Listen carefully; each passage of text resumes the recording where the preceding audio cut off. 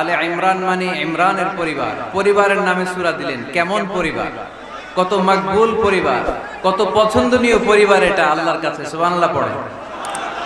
আমাদের পরিবারও পরিবার, ওনার পরিবারও পরিবার। ওনার স্ত্রীর নাম হান্না বিনতে ফাখুজ। এই ইমরান, ওনার স্ত্রীর নাম হচ্ছে হান্না বিনতে ফাখুজ। উনি হচ্ছেন মারিয়াম আলাইহিস সালামের বাবা, ঈসা আলাইহিস সালামের নানা। আল্লাহর কাছে কতটা প্রিয় ব্যক্তিত্ব, পার্সোনালিটি হলে তার নামে আল্লাহ কোরআনে একটা সূরাই দিয়ে দিয়েছে, সূরাত আলে ইমরান। এভাবে আল্লাহ তাআলা নবীদের নামে সূরা দিয়েছেন, ওলিদের নামে দিয়েছেন। একজন নারীর নামে কোরআনে সূরা আছে। নারীটার নাম কি? জোরে বলেন, কি নাম? কিশোরগঞ্জে মারিয়াম নামের মেয়ে আছে? নামটা কেমন লাগে? মারিয়াম নামটা রাখবেন। কোরআনে একটা নারীর নামে আল্লাহ সূরা ডেডিকেট করেছেন, কিন্তু অনেকগুলো পুরুষের নামে আল্লাহ কোরআনে সূরা ডেডিকেট করেছেন, কিন্তু একজন নারী। ব্যালেন্স হয় নাই। এজন্য ব্যালেন্স করার জন্য আল্লাহ তাআলা সব নারীদেরকে একসাথে করে সূরাতুন নিসা নাযিল করেছেন, যাতে সব নারীরা খুশি হয়। নারীদেরকে কিন্তু খুশি রাখতে হয়, ঠিক কি না? ঘরে যে আমাদের স্ত্রীরা থাকে, এদেরকে যদি খুশি রাখতে না পারেন, ভেজাল আছে না নাই? রোজা রাখা লাগবে, ঘরের চুলায় আগুন জ্বলবে না, রান্না বান্না হবে না, ঠিক কি না? এজন্য বিশ্বনবী সব সময় বলতেন, ফাস্তাউসু বিন নিসাই খায়রা, নারীদের সাথে ভালো আচরণ করো, কোমল আচরণ করো। নারীরা হচ্ছে কাচের গ্লাসের মতো। কাচের গ্লাস আস্তে করে ধরতে হয়, আস্তে করে রাখতে হয়, আস্তে করে মুছতে হয়। এটা নিয়ে জোর জবরদস্তি করলে এটা ভেঙে যায়, ঠিক কি না? এজন্য নারীদের সাথে কোমল আচরণ করবেন, ভালোবাসার কথা বলবেন, আপনার স্ত্রীর কাছে আপনার ভালোবাসা প্রকাশ করবেন প্রাণ উজাড় করে। পারবেন? সবাই পারবেন তো? ওই যে ইয়াং ছেলেপেলেরা বিয়েই করে নাই, কয় জি পারবো, মানে আগে থেকেই রেডি। মাশাআল্লাহ, আল্লাহ তুমি কবুল করো। এই গার্লফ্রেন্ড, বয়ফ্রেন্ড, এই পরকিয়া, এই বিবাহ বহির্ভূত কোন সম্পর্কের সাথে আমরা নাই, ঠিক কি না? আমরা বিয়ের মাধ্যমে পবিত্র বন্ধন নিয়ে জান্নাতে যেতে চাই, কারণ বিয়ের বন্ধনটা এটা জান্নাতি বন্ধন। আল্লাহ তাআলা সাইয়েদনা আদম আলাইহিস সালামকে বললেন, তুমি ইয়া আদম উসকুন আনতা ওয়া যাওজুকাল জান্নাত, তুমি আর তোমার বউ মিলে জান্নাতে থাকো। তার মানে তাদের বিয়ে হয়েছিল জান্নাতে, আর বিয়ের সম্পর্কটা জান্নাতি সম্পর্ক। আলহামদুলিল্লাহ পড়ে। বিয়ের পরিস্থিতি, প্রিপারেশন এগুলোরে সহজ করে দিবেন, বিয়েকে কঠিন করবেন না। আল্লাহর দোহাই লাগে, যে সমাজে বিয়ে করা কঠিন ওই সমাজে জিনা করা সহজ, আর যেই সমাজে বিয়ে করা সহজ ওই সমাজে জিনা করা কঠিন, ঠিক কি না? আপনি বাংলাদেশের উদাহরণে আসেন। বাংলাদেশে বিয়ে করা সহজ না কঠিন? কঠিন। 8 লক্ষ টাকা মোহরানা দেয়া লাগবে, এত টাকা পামু কই? কথা বলেন। কিন্তু পরকিয়া করা সহজ। অবৈধ সম্পর্ক বিল্ড আপ করা, গার্লফ্রেন্ড বয়ফ্রেন্ড সম্পর্ক রাখা, বান্ধবীরে বাদাম খাওয়ালে আপনার সাথে চলে আসবে, ঠিক কি না? তার মানে অল্প পয়সায় এই হারাম সম্পর্কগুলোকে অর্জন করা যায়। আর বিয়ে করতে চাইলে বাবা বলে আগে নিজের পায়ে দাঁড়া। তো এতদিন কার পায়ে দাঁড়াইছে? কথা কি বুঝতে পারতেছেন? এজন্য কিশোরগঞ্জের ছেলের বাপ, মেয়ের বাপ যারা আসছেন, বিয়েটারে সহজ করে দেন, সহজ করে দেন। এই উঠতি বয়সের যুবক যুবতী, কিশোর কিশোরী, তাদের যৌবনের তাড়নায় যে পাপগুলো করে, তার একটা পার্সেন্টেজ গুনাহ আপনার বাবা হিসেবে আপনার আমলনামাতেও আছে না নাই?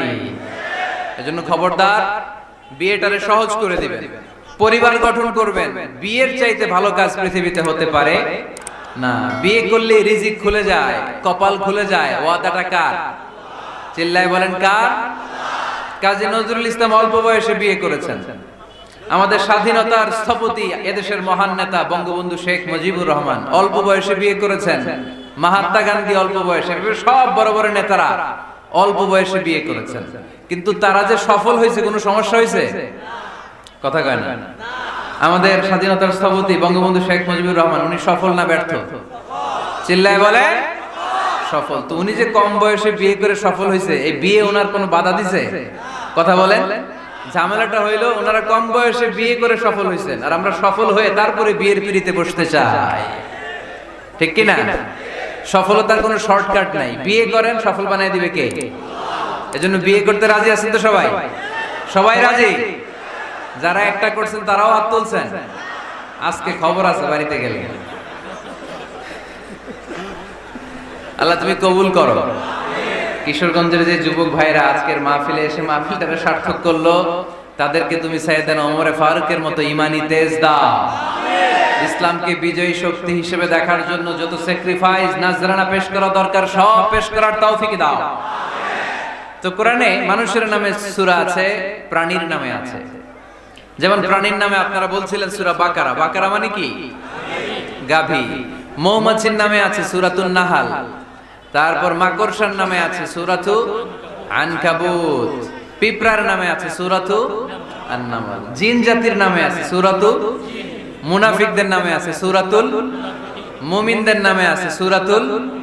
সুবহানাল্লাহ পড়বেন না? তার এই ধারাবাহিকতায় এই সূরাটির নাম সূরাতু আলে ইমরান। ইমরানের পরিবারের নামে সূরা। আলহামদুলিল্লাহ পড়বেন। তো আমি যে আয়াত তেলাওয়াত করেছি, এই আয়াতে আল্লাহ তাআলা আমাদেরকে পথ দেখিয়েছেন। আমাদেরকে পথ দেখায় কে? আমি যদি কোনদিন পথ ভুলে যাই, হাত ছানি দিয়ে কাছে নিও, মমতার বন্ধনে আমায় বেঁধে সব ভুল ক্ষমা করে দিও। আমি যদি কোনদিন পথ ভুলে যাই, হাত ছানি দিয়ে কাছে নিও, মমতার বন্ধনে আমায় বেঁধে সব ভুল ক্ষমা করে দিও। পড়েন আমিন। আমরা সিরাতুল মুস্তাকিমের পথে চলতে চাই কি চাই না? এজন্য আমরা প্রতিদিন বলি ইহদিনাস সিরাতাল মুস্তাকিম। সবাই পড়েন ইহদিনাস সিরাতাল মুস্তাকিম। ও আল্লাহ, show us the right path, show us the correct path. তো আল্লাহ তাআলা এই সূরার 133 নম্বর আয়াতে আমাদেরকে পথ দেখিয়েছেন। পথ দুইটা, জোরে বলতে হবে কয়টা? একটা গিয়েছে ডান দিকে আর একটা গিয়েছে, আওয়াজ করে বলেন, একটা গিয়েছে আর একটা। নাও দ্য ডিসিশন ইজ yours, সিদ্ধান্ত আপনার। আপনি কোন পথের পথিক? আপনি কি ডানে যাবেন না বায়ে যাবেন? বুঝে শুনে সিদ্ধান্ত নিতে হবে। কোন দিকে যাব? ডানে আছে ক্ষমা আর জান্নাত। ডানে কি আছে? আর বায়ে আছে আল্লাহর রাগ, ক্রোধ আর জাহান্নাম। সো সিদ্ধান্ত আপনাকে নিতে হবে, আপনি কোন দিকে যাবেন। মনে থাকবে কোন দিকে। এজন্য রাব্বুল আলামিন বলেন ওয়াসারিউ ইলা মাগফিরাতিম মির রাব্বিকুম ওয়া জান্নাতিন আরদুহাস সামাওয়াতু ওয়াল আরদু উইদ্দাত লিল মুত্তাকিন। সুবহানাল্লাহ পড়ে। ওয়াসারিউ ইলা মাগফিরাতিম মির রাব্বিকুম, ছোট ধাবিত হও, প্রতিযোগিতা করো রব্বে কারীমের দরবারে, ক্ষমা প্রাপ্তদের খাতায় নাম তুলো, ক্ষমার জন্য প্রতিযোগিতা করো আর জান্নাত লাভের প্রতিযোগিতা করো। আদেশটা কার? আমরাও ছুটি, আমরাও প্রতিযোগিতা করি, দুনিয়া কামনার প্রতিযোগিতা, ঠিক কিনা? কেমন করে পৃথিবীতে ভালো থাকা যায়, কেমন করে অন্যের মেরে নিজের জায়গা জমি বাড়ানো যায়, কেমন করে দুর্বলের উপর অত্যাচার করে সমাজে সবল হওয়া যায়, কেমন করে প্রতিযোগিতার লড়াইয়ে ক্ষমতার দাপট দেখানো যায়, এগুলোর প্রতিযোগিতা। কেমন করে পেঁয়াজের দাম বাড়িয়ে দিয়ে খেটে খাওয়া মেহনতি মানুষের কষ্ট বাড়ানো যায়, কেমন করে দেশের সাধারণ জনগণের মধ্যে গুজব ছড়িয়ে দেয়া যায়, এগুলোর প্রতিযোগিতা, যাতে মানুষের কষ্ট হয়, যাতে আল্লাহর লানত তার উপর আসে। কিন্তু মুমিনরা কখনো এ ধরনের প্রতিযোগিতায় নামতে পারে। মুমিনরা যাবে ডানে না বায়ে? সবাই বলেন। ডানে আছে ক্ষমা আর জান্নাত। ডানে আছে কি? আর উত্তর দিতে হবে আমার প্রশ্নের। ডানে আছে কি? আর দুইটা জিনিস আছে। এক নম্বরে ক্ষমা, দুই নম্বরে, আওয়াজ করে বলেন, এক নম্বরে, দুই নম্বরে। এই দুইটা আমরা চাই কি চাই না? আল্লাহ বললেন সারিউ ইলা মাগফিরাতিন মির রাব্বিকুম, রবের পক্ষ থেকে ক্ষমার দিকে ছোট, ওয়া জান্নাতিন, আর এমন জান্নাতের দিকে ছোট, আরদুহাস সামাওয়াতু ওয়াল আরদ, যে জান্নাত আকাশ জমিন বিস্তৃত। জান্নাতের মধ্যে তো খুব ধাক্কাধাক্কি হবে আজকের মাহফিলের মতো না?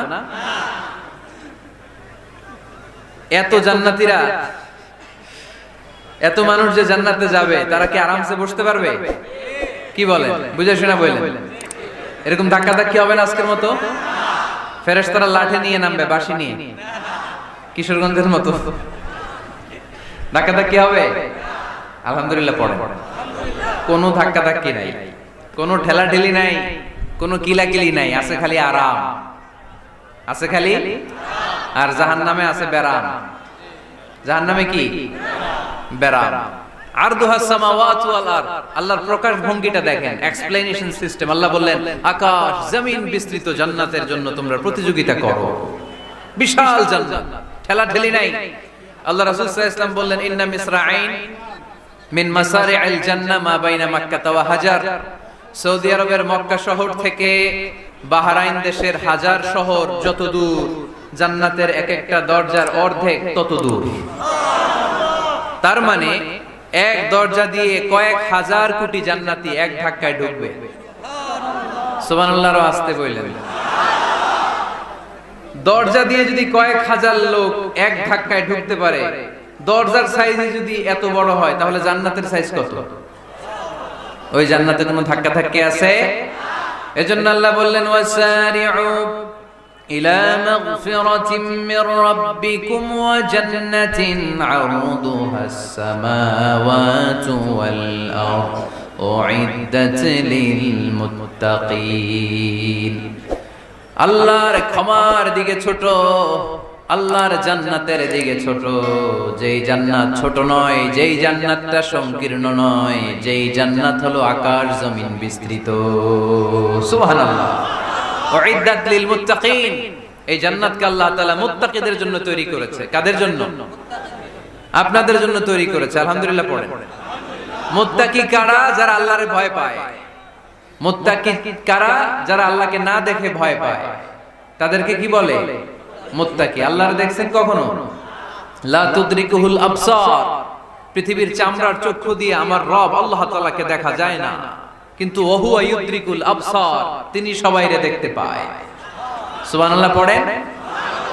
তিনি আমাদের দৃষ্টির অন্তরালে, কিন্তু আমরা তার দৃষ্টির অন্তরালে কশ্চিন কালেও কখনো এক মুহূর্তের জন্য যেতে পারি না। মুত্তাকিনদের জন্য তিনি এই জান্নাতকে তৈরি করেছেন। যাদের হৃদয়ে আছে আল্লাহর ভয়, তারা কভু পথ ভুলে যায় না। আল্লাহর প্রেম ছাড়া এই দুনিয়ায় কারো কাছে কোনো কিছু চায় না। রাতের আধার